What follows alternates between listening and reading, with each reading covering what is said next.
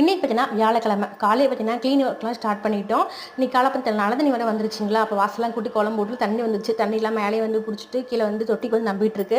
அதுக்கும் நம்ம clean work வந்து ஸ்டார்ட் பண்ணலாம்னு சொல்லிட்டு அடுப்புலாம் ஃபுல்லாக வந்து க்ளீன் பண்ணிட்டு இருக்கேன். இன்றைக்கி வந்து நாளைக்கு வந்து குழந்தைங்க கொழுக்கு போகலாம் அப்படின்ட்டு இருக்கும்.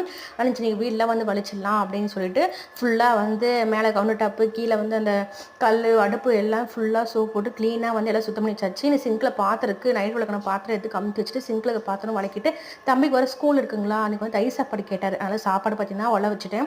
சாப்பாடு வந்து வடிஞ்சிடும். எல்லாம் 3 மினிட் தான் வந்து ஒலைய வச்சேன். அதுமாதிரி டேபிளும் பார்த்தீங்கன்னா இதுக்கு முன்னாடி வந்து டைனிங் டேபிளில் வந்து அப்படியே எல்லாம் எடுத்து நீ போட்டு தொடச்சி விட்டு பேப்பர்லாம் மாற்றி விட்டு அங்கேயும் பார்த்தீங்கன்னா எல்லாம் பழம்லாம் வாங்கியிருந்தோமா அதெல்லாம் வந்து நீட்டாக எடுத்து வச்சுட்டு இது பண்ணி விட்டாச்சு.